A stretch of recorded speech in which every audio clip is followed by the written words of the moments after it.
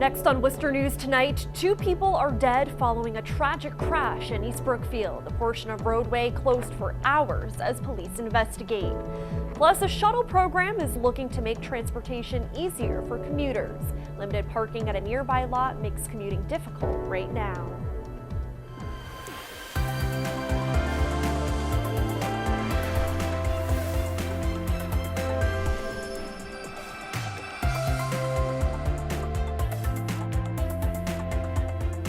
Good evening and thanks for joining us. I'm Olivia Lemon. Crazy weather across parts of Cape Cod today. The National Weather Service confirming a radar-reported tornado touched down on parts of the Cape this afternoon. In central Massachusetts, we woke up to heavy rainfall, but it moved out by noontime, and it looks like we're in store for some sunshine the rest of the week. Let's get a first look at our local forecast for more. Good evening, I'm meteorologist Pamela Gardner. Well, we have some comfortable temperatures and cooler temperatures compared to what we had, say, over the weekend as promised, and the humidity slowly lowering, especially as we get into tomorrow's forecast. You'll notice the humidity is much lower, but still some clouds around, about in the low 70s for the rest of this evening. And we have a few showers trying to make their way in from the south coast. Maybe a couple sprinkles and a few showers after midnight into your early Wednesday forecast, but otherwise we're going to keep it mostly dry and all dry by Wednesday afternoon. Our temperatures will fall back down into the 60s by 11 o'clock, 62 degrees, and overnight that's pretty much our low in the low 60s from Fitchburg to Worcester, and the wind from the south-southwest. We get a wind direction change as we go into tomorrow from the north and east, and that's what's going to keep our temperatures slightly cooler than average. 77 degrees in Worcester, 81 degrees in Fitchburg, and more warmth on the way. Sunshine takes over starting tomorrow, a gradual warming trend with low humidity at first, but then we will become a little warmer for the weekend. I'll show you all of that in your 10-day. All right, thank you, Pamela. 2 people are dead following a crash in East Brookfield. A portion of Route 49 was closed for several hours as police investigate the cause of the crash. The highway was closed between Route 9 and Adams Road. The crash happened around 11:30 this morning on the Spencer-East Brookfield line. Mass State Police say the crash resulted in ejections and 2 fatalities. The road is now back open. Worcester is known for its fair share of troublesome intersections. Neighbors near Indian Lake say the intersection at Shore Drive has become a nightmare. Tonight, the City Council will consider moving ahead with a major transformation. Our Chandler Walsh has the story. Backups here at the Shore Drive intersection are common, especially during commute times with cars getting off and on the highway. The city hopes to fix this by redoing the layout of the roads. Teresa Cameron lives right next to the Shore Drive intersection in Worcester.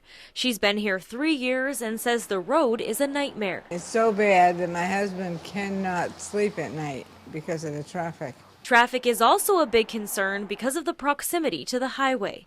Peter Cowett uses it to his advantage, drawing stopped cars to his Dogfather food truck. A lot of people are coming this way. There's even more people coming this way. It feels like, I don't know if it's building up more and more on a regular basis, but it feels like it is. City Councilor Sean Rose says the city has been trying to reconfigure the intersection for years. They've come up with a plan in the last year and a half, which would connect Shore Drive and Drummond Ave in a straight line and install a stoplight. There's not really any identifiable markers to suggest who's coming, going, or what direction people are going, or which speed or rate of speed that people are going. City Council first needs to vote to take the land needed to make the changes. Councilor Rose says nearby organizations have been helpful, giving up land to move the streets. The Bancroft School, the YMCA, the Universalist Church, they've been really fabulous with us and working with us to figure out where the land lines end and what they're going to give up to be able to make this happen. Mass DOT would construct the $2.3 million project with state and federal funds. Rose says the project will be worthwhile once completed. So you're going to see really nice big wide sidewalks, and you're just going to see a direct line. You're going to see more continuity. City Council will vote on the land takings at their meeting tonight. These include temporary and permanent spaces and would cost about $270,000. In Worcester, Chandler Walsh, Worcester News Tonight. Now to an update on a massive fire destroying several businesses in downtown Natick. A day later, and crews remain on scene as investigators work to determine what sparked the destructive fire. In total, 8 businesses were destroyed, and this is what's left. Debris still smoldering. Nancy Kelly has been teaching kids how to dance at her Natick Center studio for 35 years and says she's devastated. I've heard from all my students, and the ones prior, the older ones, and they were, some of this roof might have protected some of my things. And those things include a soda machine, possibly, and a piano from the 1800s. It was a gift from her former landlord. One firefighter was hospitalized in the blaze. They are expected to be okay. Funeral arrangements are underway for fallen Worcester firefighter Lieutenant John Kennedy. The 46-year-old passed away on Saturday in Norwood Hospital after falling ill. He was a 21-year veteran of the department. The union is calling the passing of Lieutenant Kennedy a line-of-duty death.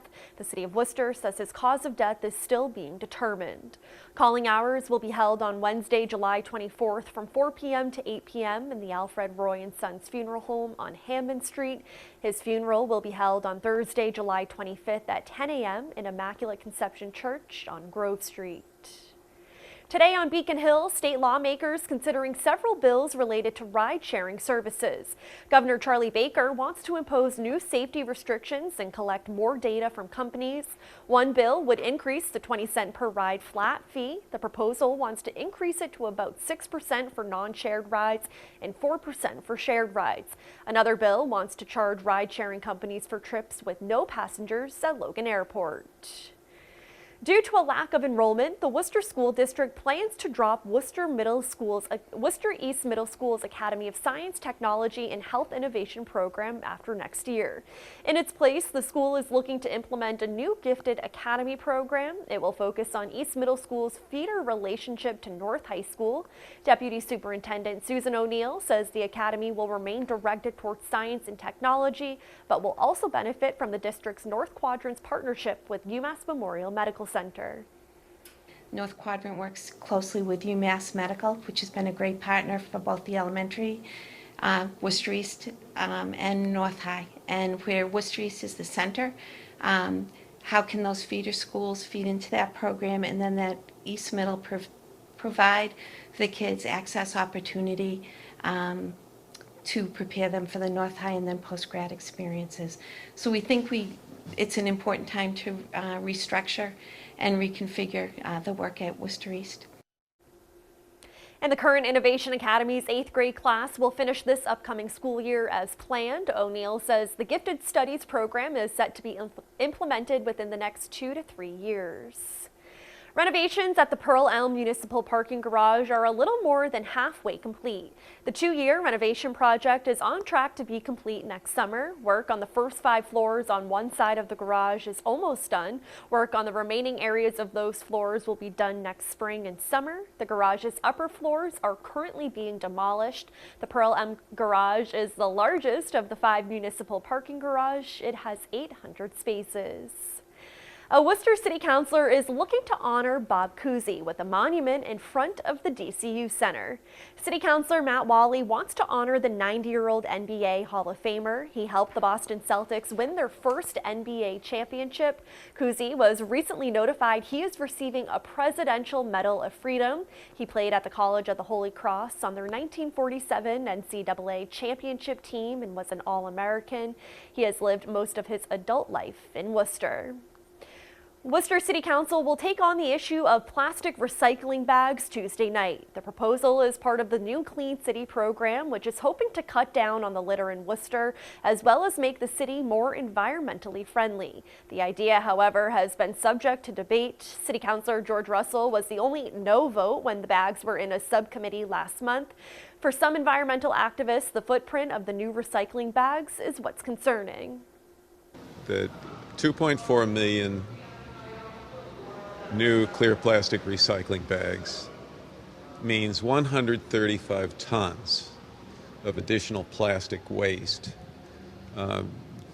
in the name of recycling. That makes no sense. The The council could vote on whether or not to use the bags tonight. A nearby city is looking to make transportation smoother for commuters. The city of Marlborough plans to offer a shuttle to and from the MBTA commuter rail in Southborough. Mayor Arthur Vignette says the 14-passenger van costs $200,000 and would offer rides for morning and evening commutes. He says it would be free for residents and passengers and would address last-mile commute challenges. If you go over to the commuter rail over in Southborough, you see that the parking is pretty limited. It's tough over there, so this gives the people in Marlborough an option to park in Marlborough. We'll shuttle them over to the train stop. The people that are getting off don't have to try to find that additional transportation to get over here.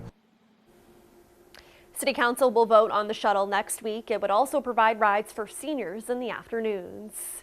If you're looking for a chance to save money on some purchases, Massachusetts sales tax holiday is back in August. This year's holiday is set for August 17th and 18th. The weekend gives shoppers a chance to make some big ticket purchases without worrying about the usual 6.25 tax cut. Starting this year, you can also enjoy a tax-free meal over the weekend.